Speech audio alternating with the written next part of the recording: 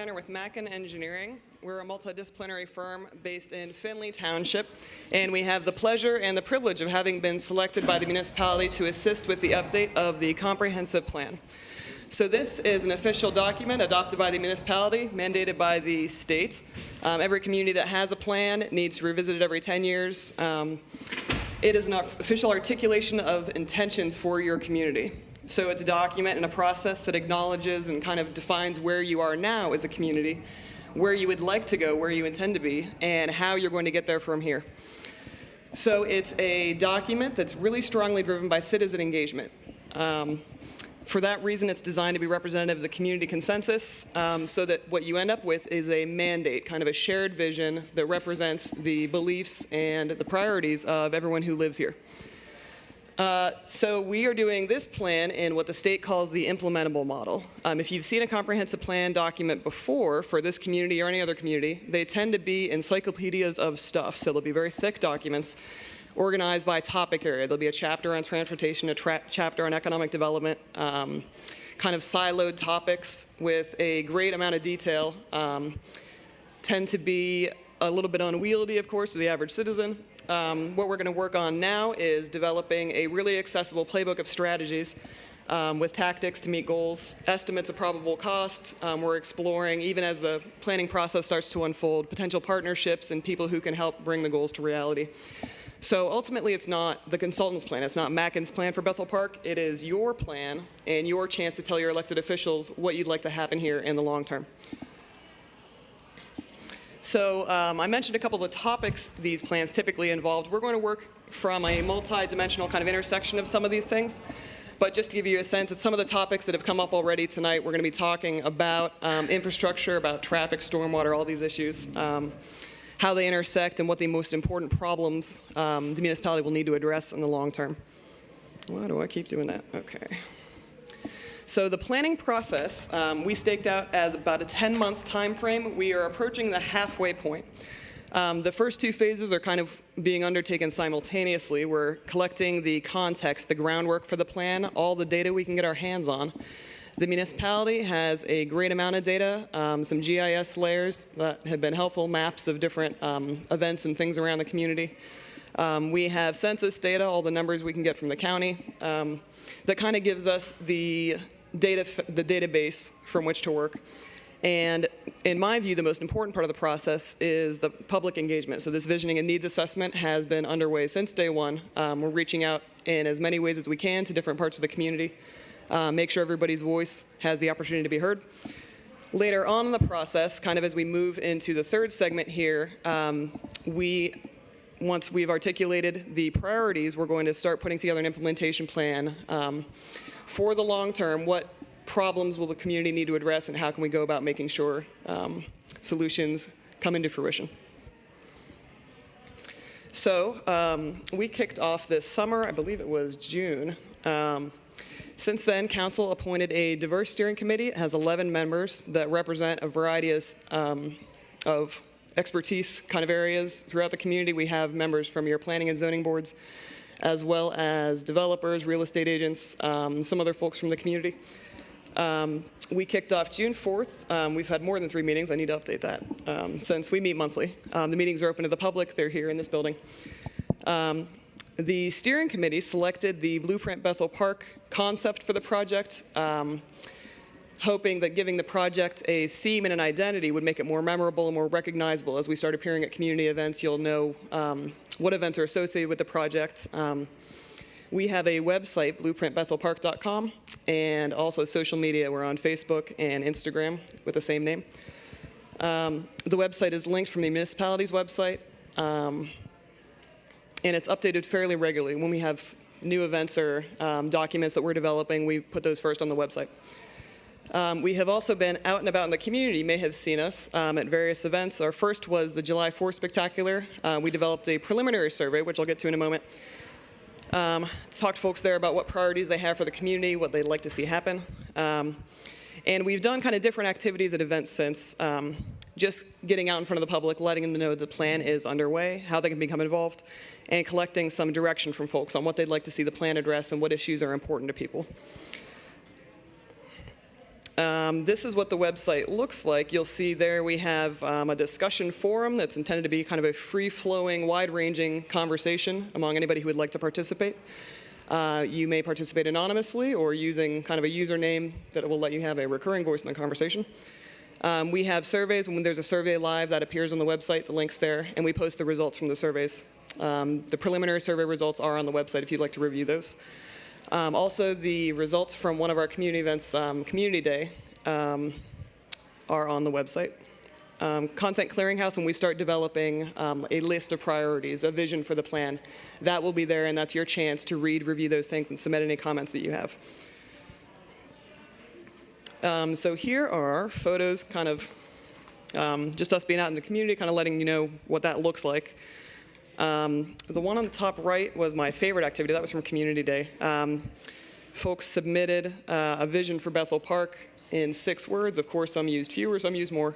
But we got a lot of wide-ranging ideas about what people would like to see happen here in the next 10 years. Ashley appears here in a photo. This is from an event with the Congress of Neighboring Communities and the Port Authority, envisioning what kind of development will be appropriate around transit areas.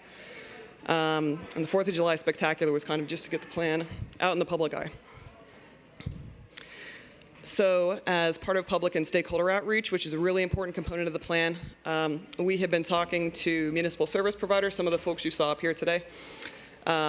Individuals around the community, our steering committee suggests, would have perspective on the plan. So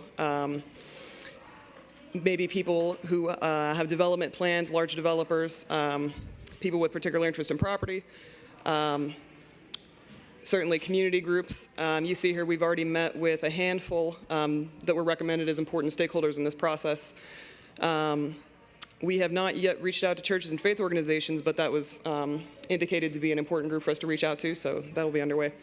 And we are working with the school district to organize a youth workshop where we'll have middle school students give us some of their ideas for the future, you know, as they represent potential future residents. It's important for the plan to reflect what they'd like to see here in the future as well. So, given this public and stakeholder outreach to date, we have begun to see some themes emerge already. I think I'm flipping around this document. Right? Okay.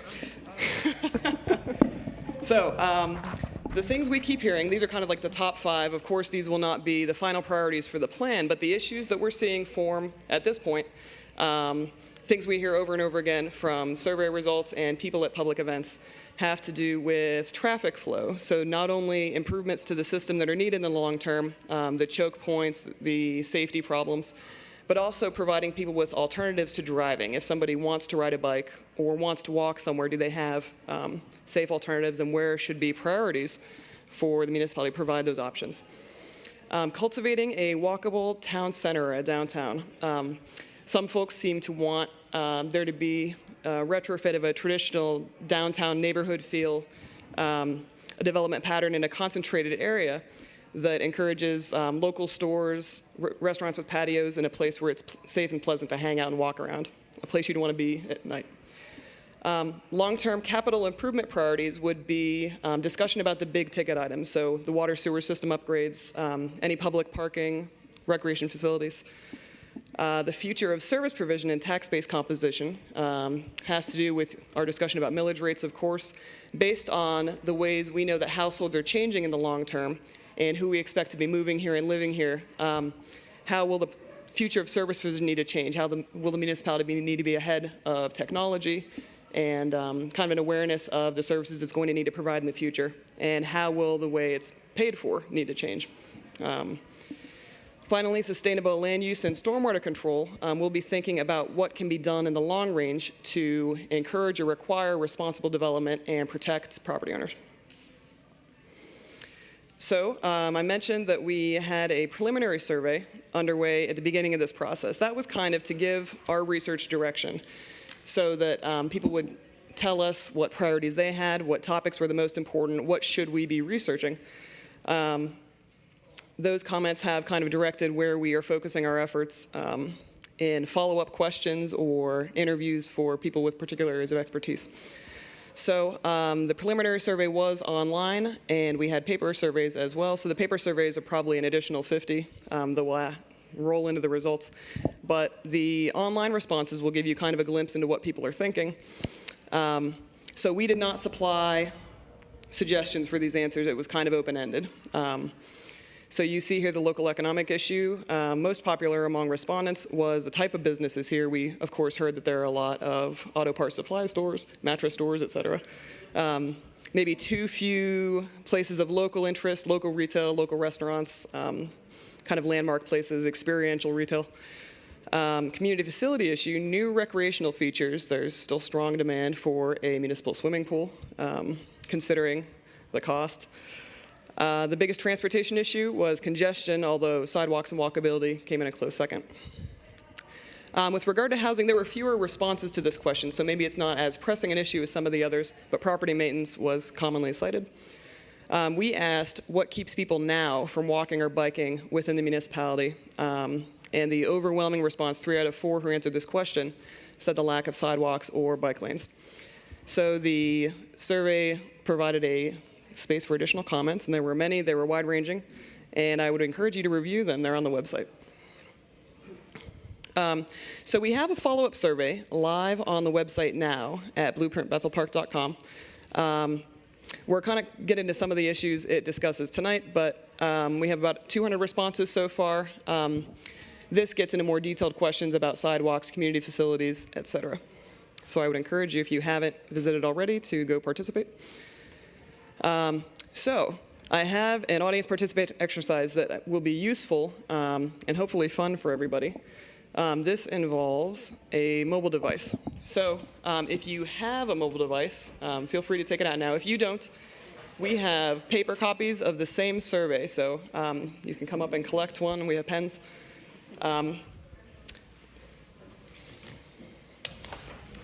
So it's kind of like American Idol, but a little less glamorous. You do not need to download anything to participate. You can vote either by sending a text message or by visiting a website. The service we use for this is private. I want to let you know, I cannot see anybody's phone number, and you will never receive any kind of follow-up text message or spam or anything like that outside of this presentation. I should mention standard text messaging rates should apply, so if you're on a cell phone plan that charges you per message and you send me a lot of texts, you could incur fees up to 20 cents. So both options are shown here, and then you have the paper surveys as well. The results will show live for anybody who texts in a response or uses the website. So it's kind of a neat option. You can kind of live view what folks are thinking in the crowd. So if you are choosing to use text messages, you'll need to join the session that we're opening now by sending a text to the number shown here. That's number 22333 is the number you're sending the text to. And the keyword you need to send to that number is Bethel 2406. So your message says Bethel 2406. You're sending it to this number. When you do that, you'll receive a confirmation message that you have joined the session. So we want to know what is uniquely Bethel Park. So for this exercise, you can only text, I think if you text a string of words, they'll all show up scattered. You can enter more than one word in subsequent answers. Do we only answer one? I think it just does it to look cool. So if multiple people put the same word, the word gets bigger and bolder. So if you were doing this with a gigantic crowd, you start to see some words really fill in bold. Or if we sit here and do this for a really long time and people start saying the same things. Yeah. Yeah, so this is, I kind of expected a mixture of positive and negative things. Now you can keep chickens. Yeah, October 10th, we opened up our ability to obtain a permit for chickens, for residential chickens. Yeah. Yes, Bethel Park is the greatest place to live. So. No roosters. No roosters. All right, let's move on to the next question. Again, we'll post this online. Next up, We have a multiple choice question. Which local issue do you think is the most important for this plan to address? So these are the topics I mentioned briefly before, things that have been coming up in our conversations with folks so far. Certainly not everything that's been discussed, but of these, which do you feel the plan should dig into or is the highest priority for you? If you select other, of course, raise your hand and let us know what you'd like us to consider.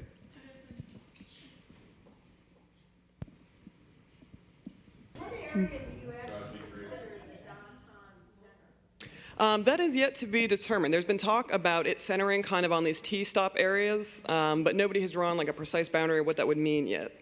It would kind of be a place where property owners are amenable to creating that kind of environment, where it makes logical sense based on destinations that exist and kind of the way infrastructure is laid out, where people would want to come, like kind of a natural attraction.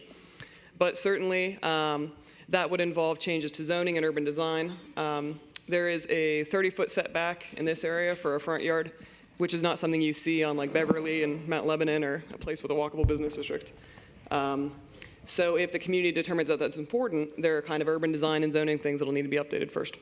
Next up, a multiple choice regarding the sidewalk network. The sidewalk network within Bethel Park should be improved, and you have a raft of possibilities here, ranging from we kind of have the not at all for folks who are concerned about the cost or burden of maintenance or giving up that right away, down to the most extensive option would be kind of generally you'd like to see sidewalks throughout the community, including within residential neighborhoods.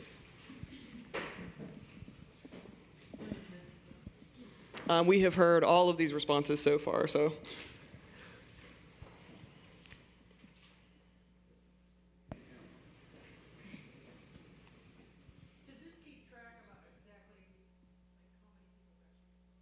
Yes. Yeah, it gives us on the back end kind of a raw data set of how many responses. We don't know who said what, but we know how many said what. Kind of an is what it is situation. This is the same way if like a rural community, the sewer line's extended and everybody along the line becomes responsible for tapping in.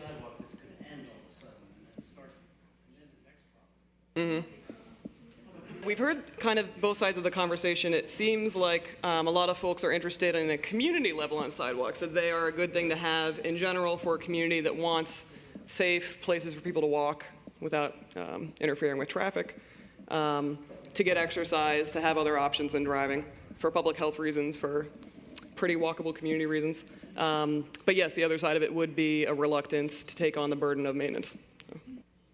Okay, this is a Likert scale question. Agree, disagree, anywhere in between.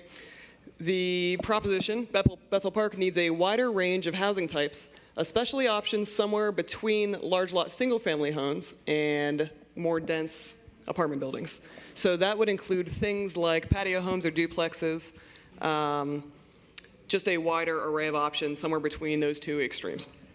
So this is a question that considers changing household types as well. You see kind of nationally and regionally more people living alone, smaller households. Millennials are deferring childbirth and marriage and all of that. And of course, with the aging of the boomers, you have a lot of seniors living alone who are going to be looking for different housing options. I mean, there's a lot of people up there that agree with that statement that we need more diverse homes in Bethel Park. I think we have just about every type of home in Bethel Park, from the small, tiny single family to multifamily and everywhere in between. So I'm just curious as to how someone answered that. Why would they say that? And then they built that whole new apartment complex by the mall, which got rid of our fireworks, so, hooray. Just a quick comment on that. We do have the new fireworks display at Millennium Park. Just to put it out there, it will be Saturday, I believe it's June 29th. Please come by. It was a great time last year, and we have the same fireworks vendor, same band, and hoping to make it even better this year. I will say, just working as a consultant in different communities in the region, that Bethel Park does have comparatively a pretty extensive array of housing types. So it will be a strength, I think. It's just kind of, now that we're looking in the long term, what types of housing do you think the community needs to offer for people maybe who live here now, want to age in place, or people you intend to attract, younger households in the long term. Any further questions or comments on housing? All right, then let's move along. Another agree or disagree question.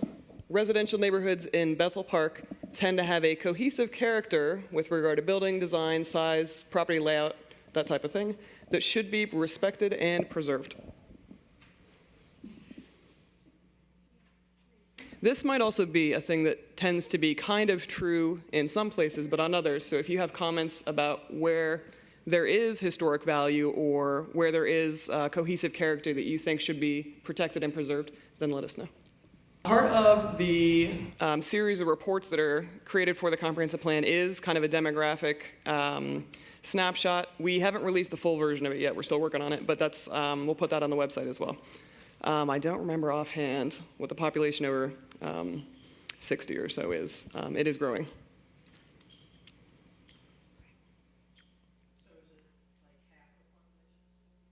No, it's not quite that large. Were we majority, was it like 40s? Was it mostly 40s? I think that's about right, yeah. Yeah. Yeah, the demographics are a very important consideration for the long term, especially for housing, right? But also in terms of community facilities, what kinds of programming or facilities are going to be in demand in the future? If you're trying to sustain or grow the tax base, what kinds of programs and facilities will you need to provide to attract the folks you're looking to attract? Here we have another word cloud submission. In one word, what type of business does Bethel Park need?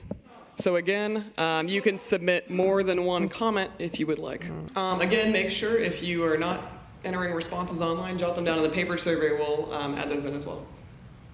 I put daycare because if you have school-age kids, your options are pretty limited, actually, and on a lot of daycares that, it's very competitive, it's very expensive. Sometimes there's up to a year waiting list to get in. Like, you go and sign up for daycare when you find out you're pregnant, if you want to get in, and have it, be something that works for you.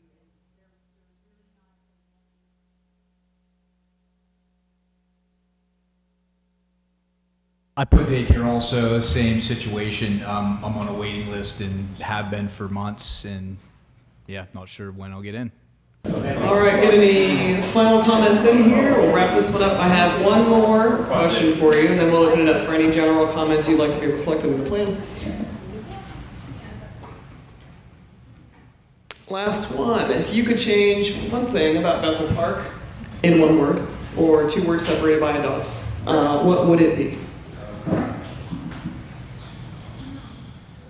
So I know typically the first thing that comes to mind would be kind of a minor or very specific thing, but also think on a larger scale. Are there things about other communities that you wish Bethel Park did or had, kind of in the long term, big picture? What would you like to see happen here? What? I'm afraid to turn around. That was mine because I can't stand listening to these people, man. Somebody didn't spell development correctly, sorry. It used to be, They were I think really all quick. streets in Bethel Park had no overnight parking. And then they sort of relaxed that. They should go back to no overnight parking on the street. Some of the streets were no overnight parking because they're actually, like, we live on I grew up on South Park Road. You aren't allowed to park on South Park Road overnight because it's a state road. It's not a Bethel Park Road. Well, ours used to be no overnight parking, and then somewhere down the line, they changed it. Are you residential? Yes. Well, no, I'm saying, like South Park Road is a state road, and you're not allowed to park overnight on it. Still. You're still not. And some of the roads are county roads versus Bethel Park roads. So depending on what road you actually live on. Because isn't Drake a county road? Yeah, Yeah, Drake's a county road. Bethel Church, I think it's a county road. Bethel Church is the county road. Yeah, so they have different rules for those. Unless they have a sign that says you can't park there. But even with that, people park there, they don't park in the traffic like you're supposed to. So when they park backwards, they actually get tickets for parking.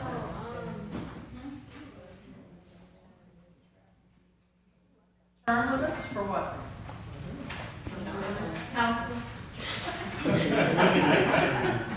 Those people keep voting them in, so they're in there.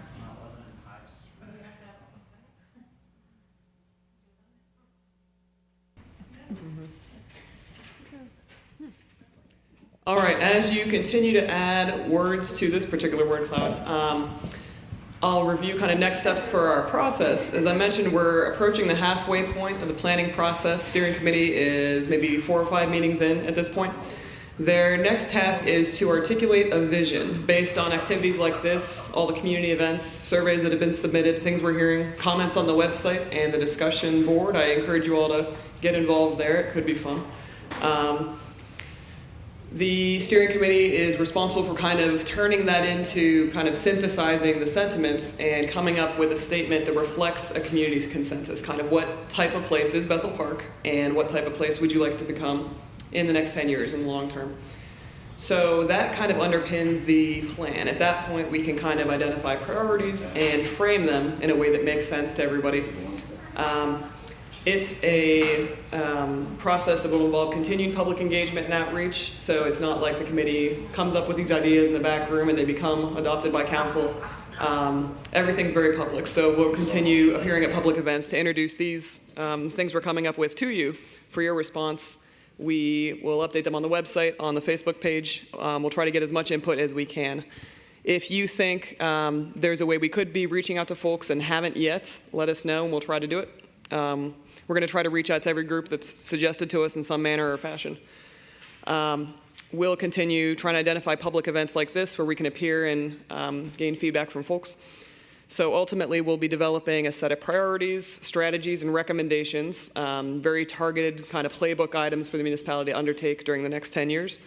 We'll have that iterative process review and feedback to make sure that the community is aware of and is approving of the ideas that have come out of the planning process. And ultimately, council would adopt the document. And it becomes the basis for future updates to your zoning ordinance, other ordinances dealing with land use, planning, and ultimately budget priorities for everything else. You noticed that the preliminary survey response and the response rate to the survey we currently have open, the community assets, is maybe a couple hundred folks. So that's certainly not statistically significant, nor is it representative of the community at large. Population is certainly much larger. So we try every way we can to get the word out, to get surveys out to folks. We'll do print surveys as well as the online. Rarely in a community do we achieve statistical significance. It's just hard to get people to participate. I'm not sure why. I think this stuff is really interesting, but not everybody does. So what I would call successful in our process is if we have heard all the voices that want to be heard, if we are reaching out to underserved populations, groups that have perspectives and opinions that should be reflected in the plan. If we've reached out and given everyone the opportunity to have a chance and a say, everyone's aware of the process and that they could participate, then we've done well. Thank you very much for your time this evening. I really appreciate you staying late and providing your input. It's tremendously important and tremendously helpful to the municipality. Hi, I'm Cody. I am here at Bethel Park's Community Day. Bethel Park is updating their comprehensive plan, and we are here reaching out to people to figure out what they would like Bethel Park to look like in the upcoming years.